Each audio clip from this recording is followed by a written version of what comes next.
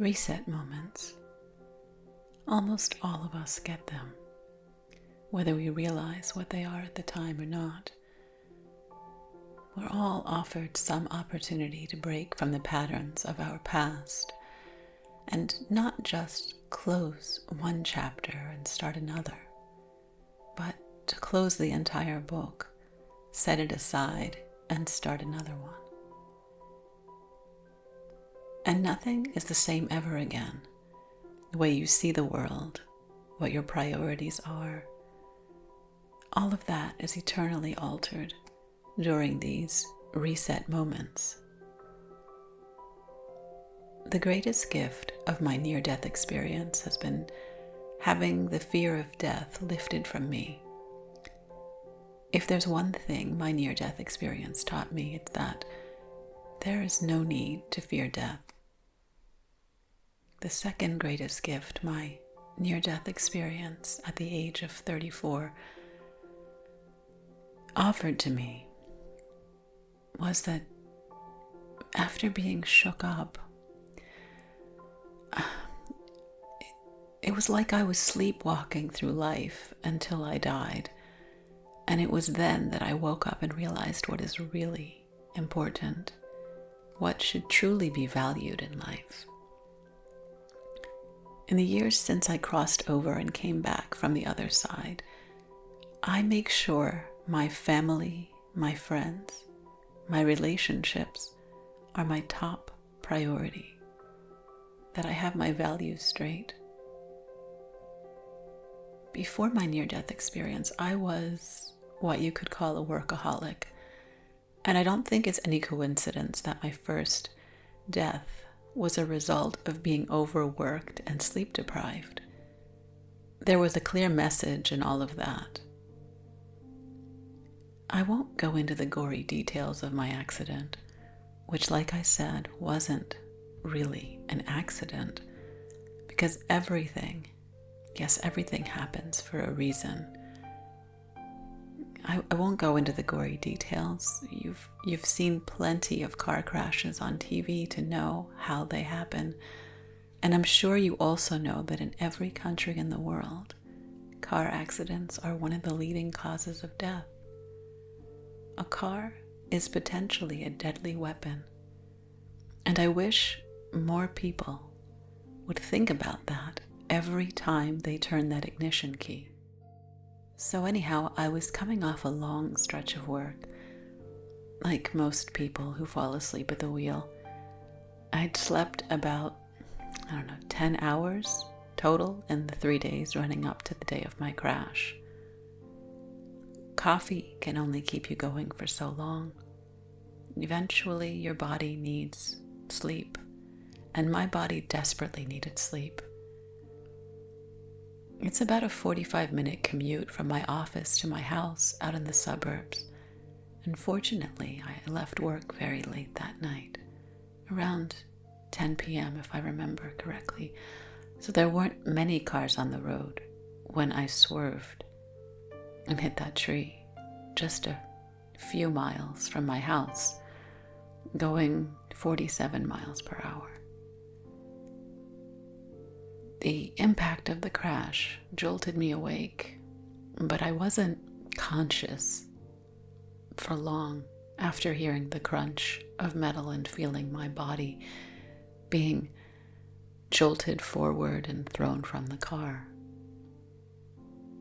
Everything went quiet and dark for some amount of time, until suddenly I started feeling myself floating upwards into the air. And I could see my surroundings as I hovered over my body. I was leaving. In the light of the passing cars, and in this unusual white light that hung over the scene of the crash, I could see my mangled car and my still motionless body covered in blood. Completely detached, I watched as a passing car slammed on the brakes and a driver got out to inspect the scene. I heard the woman's voice as she called an ambulance and described what we were both seeing. just as I heard the sound of approaching ambulance sirens, I heard a voice in my mind say, "It's okay. It's time to go." So I turned to take one last look before I started drifting, almost floating higher and higher towards the sky, as if someone with wings was carrying me. Having left my body behind, I felt weightless and free. I felt at peace, and I remember feeling a sense of excitement as we approached the clouds. I've always been so fascinated by clouds and was ecstatic about finally having the chance to see them up close.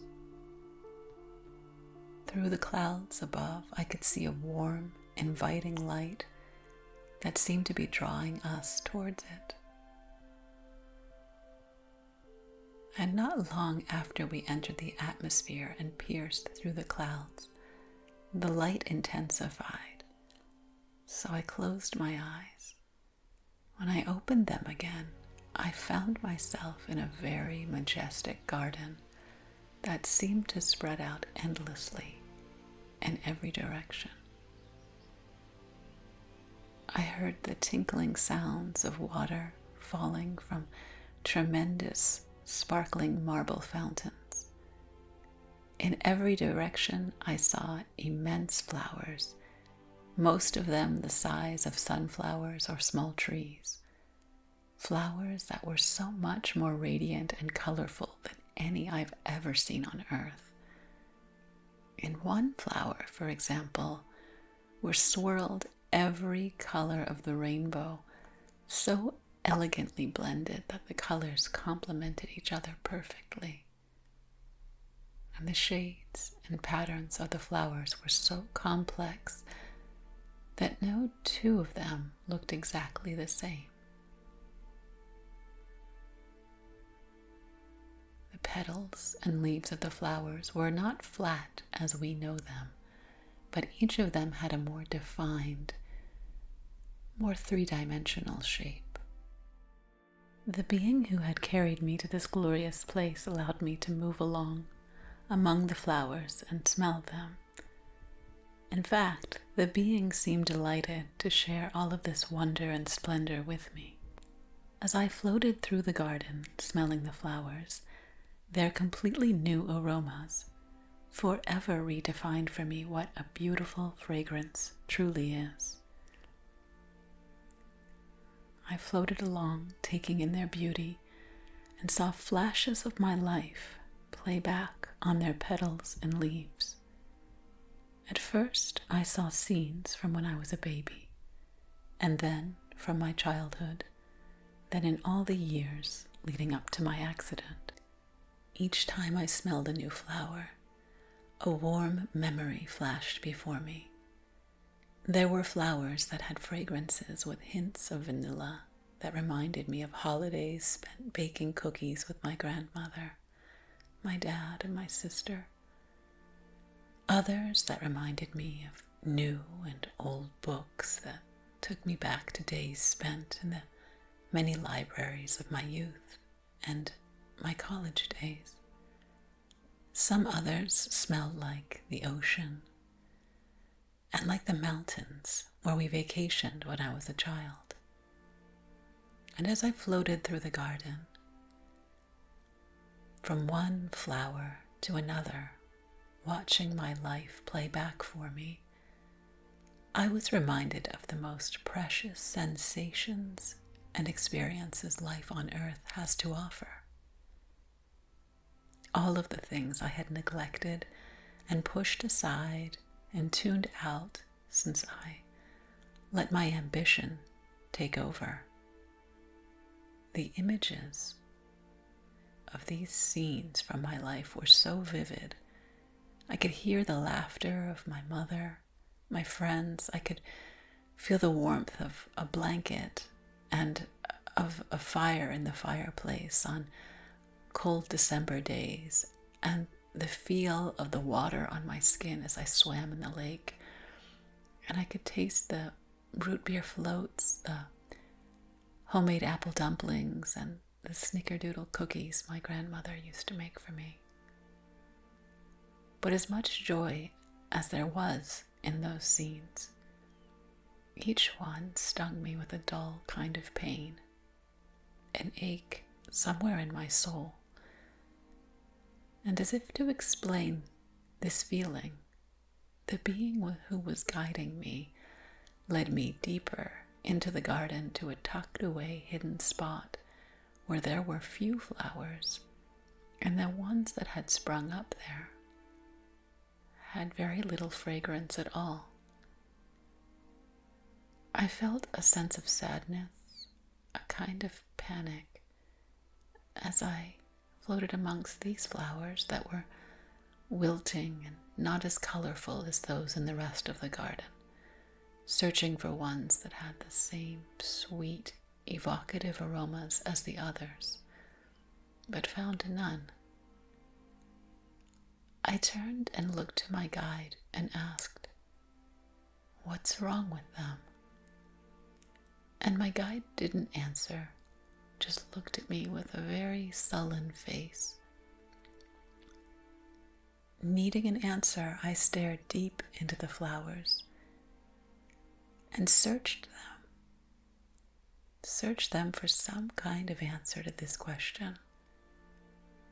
I leaned close to one that was a pale, faded yellow and browned around the edges and took a deep whiff of its lilting petals. I smelled something. I wouldn't call it a fragrance.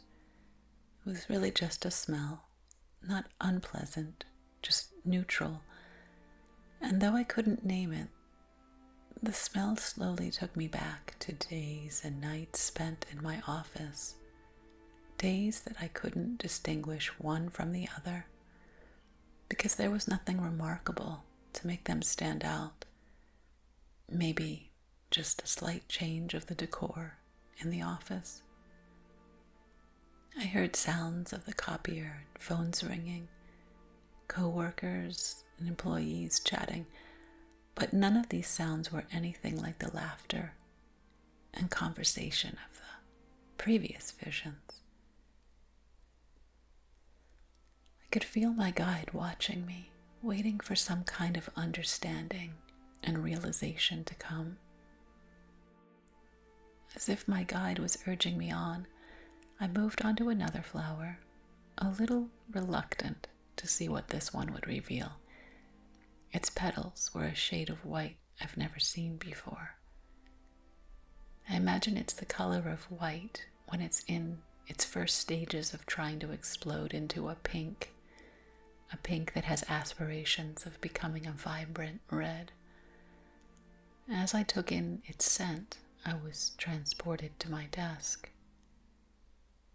And on the top of the desk and in the trash can beside it were huge piles of envelopes, what seemed like invitations to weddings, birthdays, graduations, so many celebrations that I'd passed up and excused myself from over many, many years.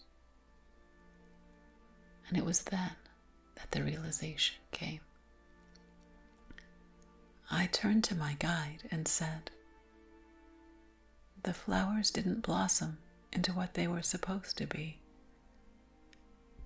because I didn't nurture them, right?" And with a compassionate look, my guide simply shook her head, yes. Without even thinking, I started begging my guide for another chance. "Please send me back," I pleaded. "Please send me back. This garden is not ready for me yet. I need another chance," I said. Her compassion and sympathy seemed to grow, and she asked me if I was sure, because if I made this decision, it would be many years before I would see the garden again. "I'm sure," I said, with a greater conviction and resolve than I've ever felt about anything. and she leaned down and plucked one of the most gorgeous flowers from the ground and handed it to me. The last thing I remember is sniffing the flower and taking in the most evocative and inspiriting aroma a person could ever imagine. Everything went dark, and I felt myself leaving the garden and floating down through the clouds. The next time my eyes opened on light, I was in a hospital room and surrounded by the flashing lights of monitors and machines. My bandaged, battered body felt heavy and bruised, but familiar, and it seemed, for the first time, I finally knew how to use it.